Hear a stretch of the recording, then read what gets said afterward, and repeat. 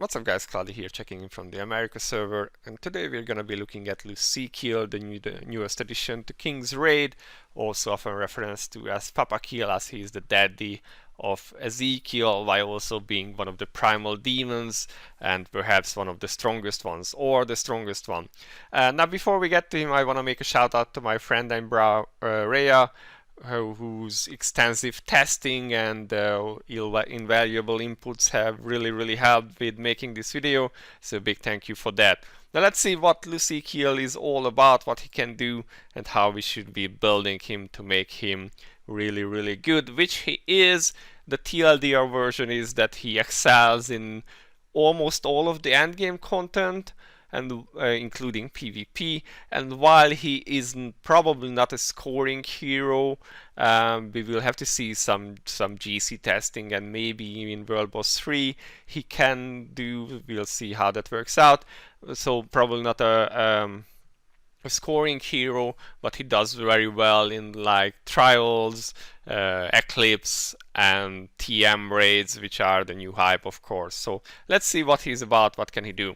He's a wizard with magic type, and his position is front, so he's a melee wizard, and this can be quite interesting because he often tends to stand in front of assassins and warriors, which makes you think that he's quite squishy and can die easily, but eventually he has quite a lot of tools to keep himself alive and to deal a lot of damage. His main profile is like being a cleave type auto attack hero that uses skills to charge his auto attack form, and then he just goes nuts. And he is fairly reliant on his unique weapon and his soul weapon to deal all his damage, but he also has some interesting skills, so let's look at what he can do.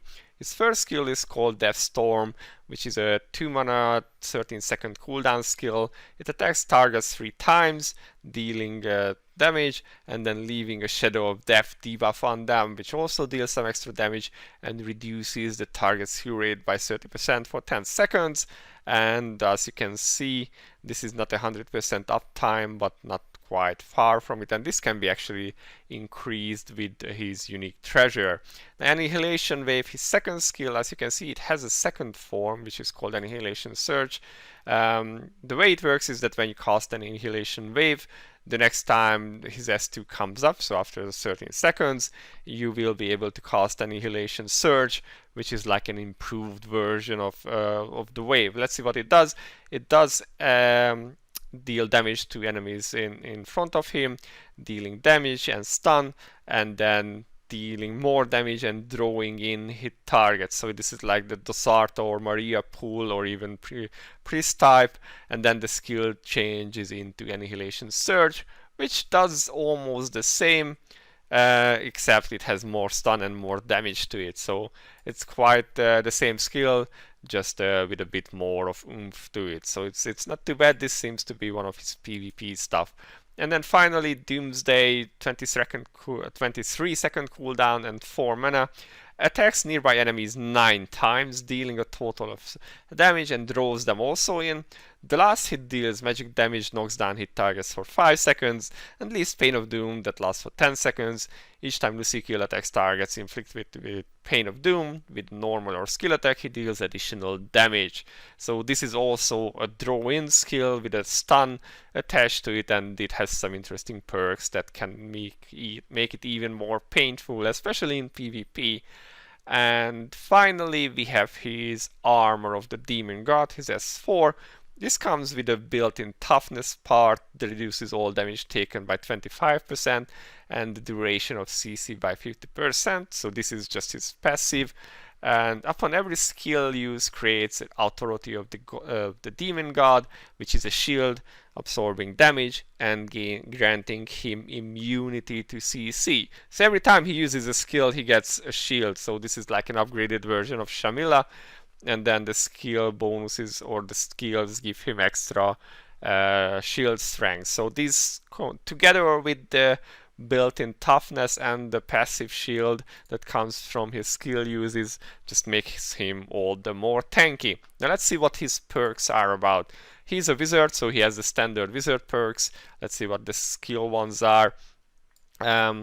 Death Storm Light, the Shadow of Death becomes irremovable. So, for instance, in Trial of Flow, the boss cannot cleanse himself of the healing reduction, which is quite nice. Also in PvP, probably it could be okay, but you probably will not be taking this perk there. The other perk is additionally increases magic damage taken. This is alright, but with magic you usually do have a lot of magic amp anyway, so it doesn't really matter. Wouldn't pick probably either of these one unless you are doing flow. And at flow he is actually very good, but we will see about that later. Now let's see, his S2 reduces mana cost by 1. Again, PvP stuff probably, since you can open with it faster. Or at the beginning of the first battle, changes the skill to Annihilation Surge, so the improved version. This could also be a PvP thing, I think. But yeah, not terribly interesting either. Doomsday Light reduces the cooldown by 7 seconds. Remember, this is a 22-second cooldown skill, and it could be quite nice to reduce it, but we will see later whether this is worth or not. His other form is, or the other perk is, each hit of the Doomsday reduces the hit target's mana by 200. Remember, this is like a 9-hit attack, so that's 1800 mana, so nearly 2 full bars, which is quite nice. That can be quite good, I think. I don't recall from the top of my head if anyone else can do this much mana reduction with a single skill. Let's see. Armor of the Demon God. At the beginning of each battle creates the Demon God shield, so he gets the shield when the battle starts. Could be interesting, could be not. And then the other one is reduces all damage taken by an additional 15%, so he goes up to like a 40% toughness just built into him. That's pretty good. I think in situations where you expect him to be taking a lot of damage, this might actually be really good. And then his Tier 5 Dark increases damage dealt to enemies by 5% every 6 seconds. This effect can be stacked up to a maximum of 10 times and is irremovable. So this one is a must-have for PvE, especially for longer fights, since it does need some time to stack up. But after that, this will give him a lot of damage buff. And as you can see from his unique weapon in a moment, he is more suited for longer battles, but once he's stacked up, he's like an absolute monster. Now looking at the perks themselves, and because of his nature of being more like an auto-attack cleaver, none of his tier 3 perks are really good. What you would usually go for, you would pick Destruction for the extra crit chance, and the Death Penetration for when he's not ignoring defense, but he does a lot of ignore defense too. You would pick Circuit Burst for the more damage. You would pick Tier 5 Dark for the stacking damage. And the rest is really just up to you and the situation. You can of course run with Tier 5 Light for more attack and some crit chance. You can pick up some extra mana, or you can pick one of these depending on the fight that you do. So yeah, that's his skills and perks. Now let's go over to his unique gears. So here we are at the item index and let's see what his unique weapon can do. As you can see, it has a pretty long description. Gains a stack of Incarnation of Doom upon attacking an enemy 10 times. Each stack of Incarnation of Doom increases attack and attack speed. This effect can be stacked up to maximum 10 times and is irremovable. At 10 stacks of Incarnation of Doom, his normal and skill attacks deal additional magic damage that ignore defense equal to 30% of his attack to a target. So as you can see, he needs to attack quite a lot of times. That's 100 attack to stack up both his attack buff and his attack speed, and when he reaches maximum stacks, he will start to deal additional ignore defense damage to his targets, and this is where he becomes really powerful. Now this scales pretty well. As you can see, this is a 10% attack and a 50 attack speed by stack, and he can get 10 of these, so 100% attack, 500 attack speed. That's quite nice. Even with lower stats, he becomes like a crown stealer in various raids and setups. So yeah, he does get a lot of stats from this. Also, now his ignore defense attacks deal a lot of his attack, so attack becomes one of his main stats. Now if we look at his unique treasures, then we can see that as his transcendence perks, so are the unique treasures not terribly interesting. He will be focusing more on his auto attacks, but let's just see what they do. So the first one is for Doomsday, his skill 3. Changes the damage dealt with Pain of Doom to damage that ignores defense, and increases damage dealt with Pain of Doom by 20%. So this part is for the damage that is triggered while the Pain of Doom debuff is upon your target. So it's not that big, it's not bad, and it goes up all the way to like 50%, I believe. Yeah, 50%. But due to his nature, especially when you're autoing, this is a bit wonky to set up. It could be good. You could do like you trigger his S3 before going into his soul weapon where he does all the damage, and then you would be doing even more damage in like certain burst damage windows. But he isn't really a scoring hero, and he can clear pretty much everything so far without really going into such min-maxing with him. So this may not be required at all if he is usable on like Valk or GC3, so Xanadus. Then this might be a good thing, but not really required. Let's see what else he has. It was this, I believe. So this is his S2. Annihilation Wave dispels effects from hit targets and increases CC/ACC for the duration of skill. So this is for his S2, and you can see it can have a lot of CC/ACC included. PvP stuff, I'm not really sure if it's really worth. Let's just keep going, see what else he can have.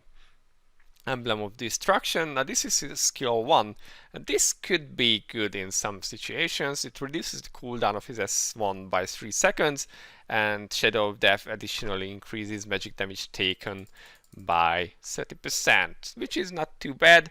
The 3-second cooldown reduction means that his S1 has a better uptime, so the healing reduction, like say on Galgoria, or like say Trial of Flow, becomes better. So this could be decent, but again, not game breaking. That's something that he absolutely requires to have. And then finally his S4, Armor of the Demon God. Authority of the Demon God becomes irremovable, and shield increases by 20%. And again, this goes up all the way to 50%. So this means that his CC immunity and damage absorbing shield becomes stronger and undispellable, which is pretty strong. As you can guess, this is very, very powerful in PvP, but it can also be good in like Trial of Flow or any other places where you are facing these spells. Now again, the same as with his Transcendence perks, his unique treasures are not terribly exciting. You do not necessarily need to focus on either of them. If you can just pick one, you might as well pick the PvP one if you also plan to PvP with him. But you could also roll with like the S1 or S3 one, depending on where you intend to use him and how much you plan to like min-max his skills. Like for his skill 3, you could take the cooldown reduction and pair with the unique treasure and try to like combo that with his soul weapon, but that might be harder to pull off, and especially harder on auto mode, so may or may not work that well. Having checked his unique weapon and his unique treasures, all we have left is his soul weapon, so let's have a look at that. So here we are with his soul weapon, the unleashed form of ultimate destruction, Barbatos Gigante. That's like a very nice name. And as you can see, it has a pretty long description too. Let's see what it does. So resonates with the soul of form of ultimate destruction, Barbatos Gigante, creating authority of the demon god, so this is his shield, and dealing damage to enemies within range and inflicting stun for 4 seconds. Afterwards, the soul of form of the soul of the weapon, I will not say that name again, remains for 10 seconds. Lucikiel cannot use any skills during the duration, so for 10 seconds he will not be casting any skills. It's like a bit like the Berserk of Ezekiel, but his attack speed increases by 400. Remember, with his maxed out unique weapon he already has 500, so that's like 900 bonus skill attack speed. All damage taken is reduced by 30%, and the damage of normal attacks increases by 2, and normal attacks deal damage that ignores defense, dealing 50% damage to the target's nearby enemies. Yeah, you read that right. So he becomes like a normal attack monster with cleaving, ignore defense, ignore defense damage, and also cleaving. If he kills an enemy while his soul is remained, he will cast the shield upon himself again. So in like AoE situations, as long as he's killing stuff, he will be shielding himself, which could be pretty nice, for instance, for eclipse waves.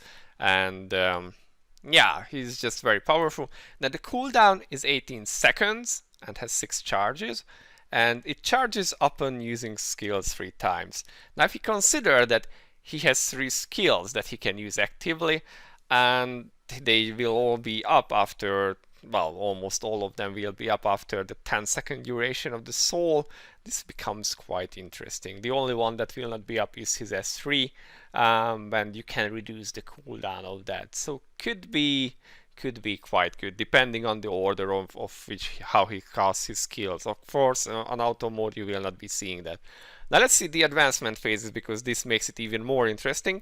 Advancement phase 1. Upon using the soul weapon skill, Lucikiel dispels negative effects from self and positive effects from the target hit by the first attack. So cleanses himself and dispels his enemies. That's also pretty powerful, but the real fun comes here at advancement phase 2, where increases the duration of the soul by 5 seconds and reduces the cooldown by 5 seconds, gains immunity to CC for the duration of the soul. Now let's see what that does. So the duration is increased to 15 seconds, and the cooldown is reduced to 13 seconds. Yeah, you hear that right. The duration is longer than the cooldown. And of course, after the cooldown is up, he still needs to cast 3 skills. But if he has the mana, he can get through those fairly fast and almost instantly switch back into his soul weapon phase, where he's just doing all that crazy normal attack damage. And yeah, so basically a lot of his damage comes from his soul weapon form, and even more so once you reach A2, where he's just truly becoming a monster. How much of a monster he is, Rhea, who was testing this, cleared stage 6 Escalon. Siegfried and Galgoria with him got to like stage 15 Eclipse, and you probably have seen plenty of videos with fairly low investment teams using Lucikiel to clear Trial of Flow, so he is pretty great at those. Guild raid bosses he simply rolls over, doesn't even need a tank, which is quite funny, and even in small shockmay you can use him to clear the waves, and because ignore defense heroes aren't that terribly great against shockmay himself, you probably want to have a second DPS who clears the boss himself, but just being able to clear the waves really fast is already very helpful. It makes clearing those a lot more easy. So all in all, he's a very well-rounded character, and he does just really great in a lot of situations. Now, gearing for him, you mainly want to focus on attack. Also, he doesn't get any innate crit chance, so you will need some crit lines. But again, if you take the tier 2 Transcendence perk, this will give you a good 200. If you pick up his tier 5 light, that's another 100, so that's 300 already. And being a wizard, he comes with 100 crit by default, so you have 400 crit just by taking the right Transcendence perk. So it's not too hard to max his crit chance, especially if you roll it on his unique treasures, and then you can go ham on attack. Other than that, he probably likes a little bit of crit chance, because in most situations he will not be paired with Lovril. In the new TM raids you will usually not have Lovril. In Eclipse you may not have Lovril in that team with him. And well, Trial of Flow you probably will have Lovril. But yeah, so in a lot of situations he will not have any crit damage bonus, and Wizards have 0 of that by default. So you might want to put some crit damage on his gear. Now for TM lines, he does ignore defense, but like not all of his damages ignore defense. So the best lines I believe would be 2 times 95%, so when he gets extra damage when he's above 95% health. He's very tanky, so he can go with the minus defense plus attack line. And then the 4th line can be either ignore defense, or you can go with like the auto attack damage.